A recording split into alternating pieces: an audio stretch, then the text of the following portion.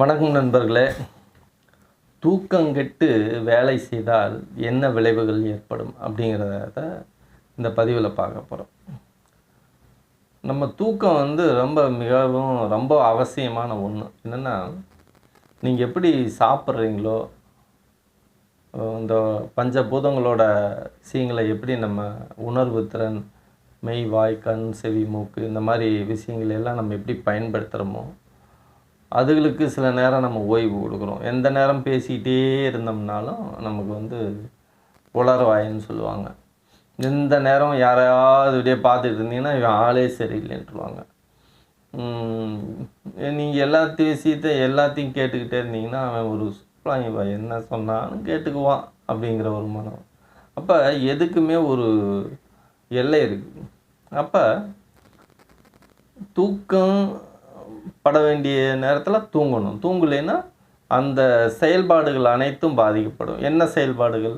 இப்போ இரவில் நம்ம ஏன் தூங்குறோம்னா, இந்த தலையில் சகசாரம்னு ஒரு சக்கரம் இருக்குது. இது ஓரளவு ஆக்டிவேஷனாக தான் இருக்கும். ஒரு குறிப்பிட்ட ரொம்ப அதிகமாக இல்லைல்ல, ஒரு மயிரளவு அப்படின்னு வச்சுக்கோங்க. அந்த அளவுக்கு தான் நமக்கு ஆக்டிவேஷன் இருக்கும். அதுக்கு இந்த தலைக்கு ஓரளவு கொஞ்சம் ஓய்வு தேவைப்படுது. ஓய்வுனா உடல் அசைவு எல்லாத்துக்குமே கொஞ்சம் ஓய்வு தேவைப்படுது.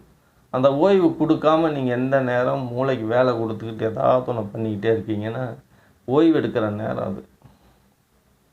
நீங்கள் இன்னொரு உதாரணம் சொல்கிறேன். இப்போ பூ இருக்குது பார்த்தீங்கன்னா, சூரியன் பட்டால் தான் அந்த பூ மலருது. அதுக்காண்டி அள்ளி இரவில் மலரும்லாம் பேசக்கூடாது. அதுவும் ஒரு தன்மை. ஆனால் நம்ம மனிதர்களோட தன்மை என்னென்னா, ஒரு பூ மாதிரி நீங்கள் வச்சுக்கோங்க, மரம் செடி கொடி மாதிரி வச்சுக்கோங்க. சூரியன் பட்டால் தான் நம்ம அந்த காலகட்டத்தில் தான் நம்ம இயங்கு சக்தியாக இருக்கணும்.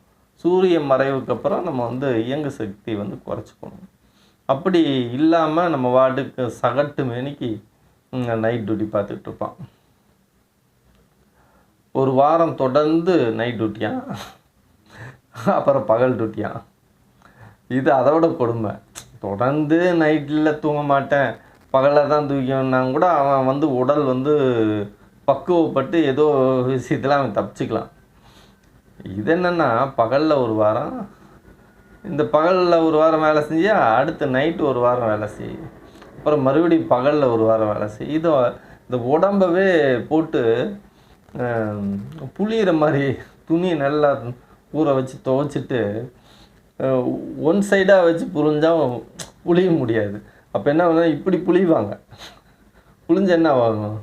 தண்ணியெல்லாம் சொட்டு வந்து அந்த உடம்பில் இருக்கக்கூடிய அந்த நீர்த்தன்மை என்ன ஆகும்னா குறைஞ்சி போயிடும். அப்போ குறையாமல் இருக்கணும்னா ஒரே அந்த சுழற்சி முறையில் இருக்கணும். சுழற்சி முறையை மாறி செய்யும்போது என்னென்னா உடல் இறுக்கம் ஏற்படும்.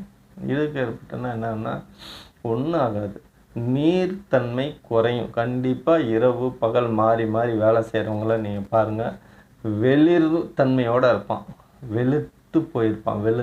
ஒரு மாதிரி ரத்த சோகை பிடிச்ச மாதிரி ஒரு ஃப்ரெஷ்னஸ்ஸே இல்லாமல் இருப்பான். நீங்கள் உதாரணமாக ஒரு ஆப்பிளை வாங்கிட்டு போய் நைட்டும் பகலும் ஒரு இடத்துல வெளிப்பட்ட இடத்துல வச்சுருங்க பாருங்கள், ஒரு மாதிரியா வெளிரி போயிடும் பழம். எலுமிச்சம்பழத்தை கொண்டாந்து நம்ம வச்சுட்டோம்னா, புடியும் கொண்டாந்து வச்சிட்டோம்னா ஒரு மாதிரியா வாடி போய் வதங்கி அதில் உயிர்ப்பு தன்மையே இல்லாமல் போயிடும். அந்த மாதிரி உடல் அந்த சூழ்நிலைக்கு தள்ளப்படும். அந்த உடலில் அந்த நிலைமைக்கு தள்ளப்பட்டுச்சுன்னா அதனால என்னன்னா மனம் பலவீனம் அடைஞ்சிக்கிட்டே வரும் கொஞ்சம் கொஞ்சமாக. அப்போ நீங்கள் வேலையில் செயல்பாடில் நிறைய காசு சம்பாதிக்கலாம், பணம் சம்பாதிக்கலாம். அதிகபட்சம் ஒரு 5 வருஷம் வேலை பார்த்தீங்கன்னா போதும், ஜோலி முடிஞ்சு. என்ன சம்பாதிச்சியோ அதையெல்லாம் கொண்டு போய் எங்கேயாவது கொடுத்துட்டு சும்மா வரணும். இல்லைன்னா உங்களை ஏமாத்துகிற அளவுக்கு நீங்களே அதை நடந்துக்குவீங்க. இல்லைன்னா அதுக்கு அதை ரிலீஃப் பண்ணிக்கிற அளவுக்கு நீங்கள் வேறு ஏதாவது ஒரு போதை மற்ற விஷயங்களில் அடிக்ட் ஆகிடுவீங்க. இது ஒரு வகையில் ஒரு ஆண் பெண்ணுக்கிட்டேயோ பெண் ஆணுக்கிட்டேயோ இந்த மாதிரி பல அந்த மன பலவீனத்தை தீர்த்துக்கிறதுக்காக ஏதாவது ஒரு தவறான செயல்களில் போய் முடிச்சுக்குவீங்க. அப்படி பண்ணி தான் ஆகணும், இல்லைன்னா அது ரிலீஃபே ஆகாது. ஏன்னா அந்த முறுக்கப்பட்ட இதை கொஞ்சம் தளர்வு ஏற்படுத்தணும்ல அந்த மனசை. அதனால என்ன பண்ணுவீங்க, அந்த உடல் இறுக்கத்தை தளர்ச்சி பண்ணுறதுக்காண்டி சில வேலைகளையெல்லாம் செஞ்சு மாட்டி சிக்கி சீரழிஞ்சு. இதை விட என்னன்னா இஎம்ஐன்னு ஒரு விஷயத்தை கண்டுபிடிச்சி வச்சுருக்கானுங்க, எல்லாத்துக்கும் கொடுத்துட்றானுங்க. இப்போ இந்த இரவு பகல் மாறி மாறி வேலை செய்கிறவங்களுக்கு இஎம்ஐ வந்து செத்துக்கிட்டு இருக்கிறவனுக்கு கொஞ்சம் சுண்ணாம்பை நல்லா தடவி விட்டு அதுக்கு மேலே வந்து கொல்லி வைக்கிற மாதிரி.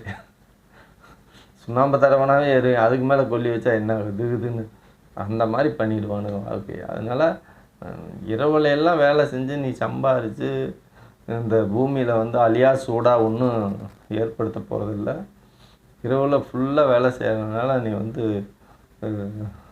10 இட்லி சாப்பிட போகிறதில்ல, 4 பொங்கல் சாப்பிட போகிறதில்ல. சாதாரணமாக நடக்கிற விஷயந்தான், வேறு ஒன்றும் இல்லை.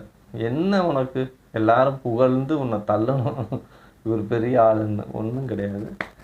வேலை செய்யுங்க, உழையுங்க, சம்பாதிங்க, வேணான்னு சொல்ல. இரவு பகல் மாறி மாறி அந்த வேலை செய்யும் சூழ்நிலையிலேருந்து விடுபட்டு நல்லா நிம்மதியாக வாழுங்க. நன்றி.